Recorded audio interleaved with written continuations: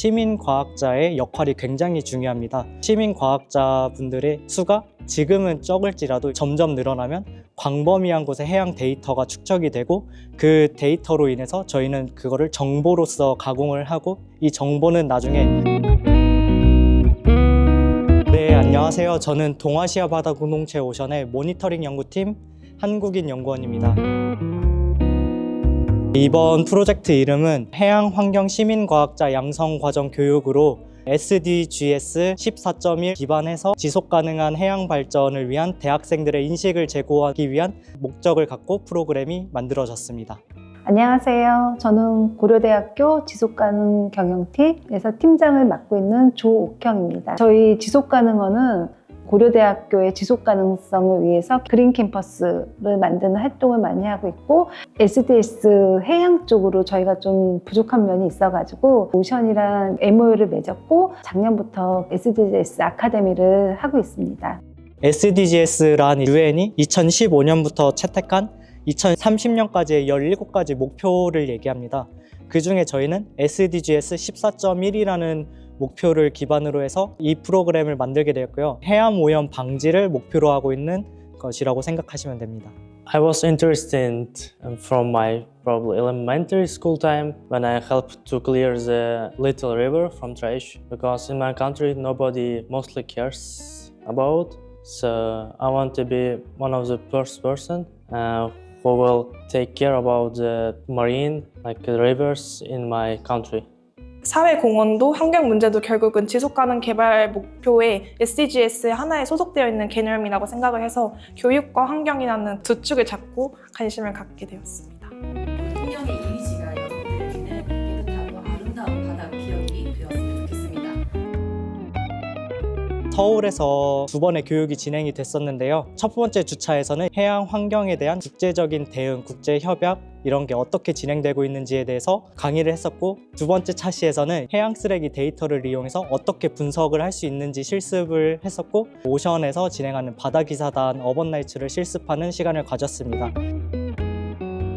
이번 SDGs 프로그램의 목적은 지속가능한 해양 환경을 보존하기 위해 대학생들의 인식을 제고하는 것이 목적입니다.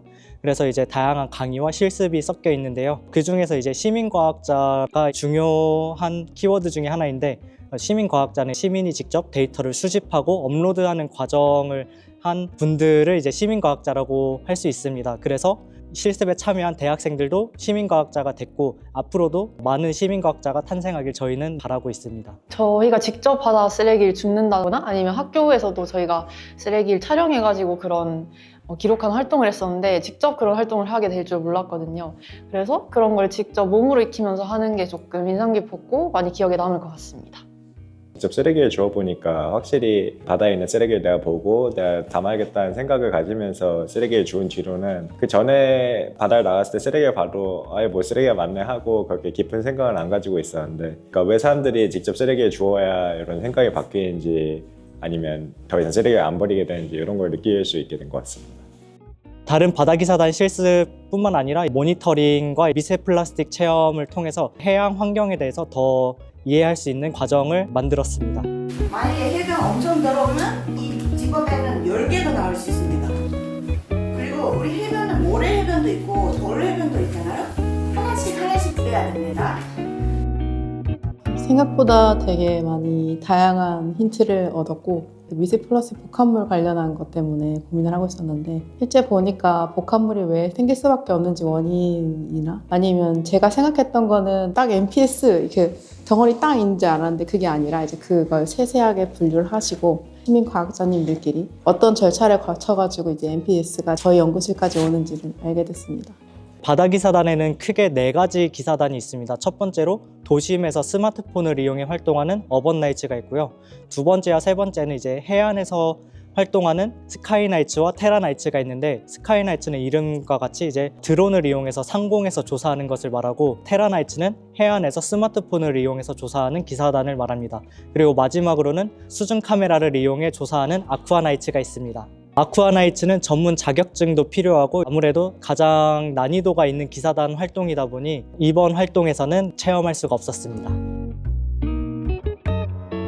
저는 AI 어번나이츠 활동이 가장 학생들한테 흥미를 끌었다고 생각해요. 다른 기사단에는 없는 어번나이츠에만 있는 게 AI 기능이 탑재된 건데요. 사진을 찍었을 때 그 안에서 쓰레기를 자동으로 탐지하고 개수까지 카운팅해주는 기능을 학생들이 직접 봤을 때 굉장히 놀라워했고 흥미있게 봤던 게 기억에 남습니다. 아쿠아나이츠 활동을 하면서 바닷가 해변에서 뭐 떠밀려온 거라고는 하지만 잘 피해 좀 일부분들을 봤는데 좀 그런 거 보면서 수업 시간에 봤던 것들을 내가 지금 여기 현장에 와서 이렇게 보고 있구나 하는 그런 점들이 좀 신기했습니다.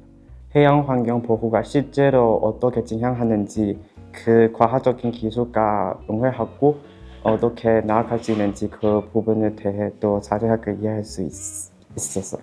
해양 환경 데이터의 특성은 이제 광범위한 곳을 커버해야 되기 때문에 시민 과학자의 역할이 굉장히 중요합니다. 시민 과학자 분들의 수가 지금은 적을지라도 점점 늘어나면 광범위한 곳에 해양 데이터가 축적이 되고 그 데이터로 인해서 저희는 그거를 정보로서 가공을 하고 이 정보는 나중에 정부나 아니면 지자체 연구소를 통해 더 유용하게 사용될 수 있기 때문에 그런 목적으로서 이제 시민과학자가 굉장히 중요하다고 생각합니다. 생각보다 너무 좋은 경험을 했고 무엇보다 돈이 없는 대학생들을 위해 경비를 전액 지원해 주는 게 정말 메리트 있다고 생각했습니다. 좋은 경험 쌓고 싶다면 저는 정말로 추천드리고 싶습니다. 저희 동아리 12달은 우리 대한민국에 있는 수많은 아주 귀엽고 아름답고 판타스틱한 생물들을 보기 위해서 매주 여행을 떠나는 그런 동아리라고 할 수 있겠습니다. 저희는 사실 생태를 탐사하는 게 위주지 뭔가 환경 운동을 하거나 하지는 않는데 이렇게 직접 환경 운동을 하면서 생태를 복원하고자 노력하는 사람들을 보면서 저희 동아리 사람들도 내가 좋아하는 그런 생물들을 지키기 위해서 이런 노력을 할 수 있겠구나라는 어떤 인사이트를 좀 얻어갈 수 있을 것 같습니다.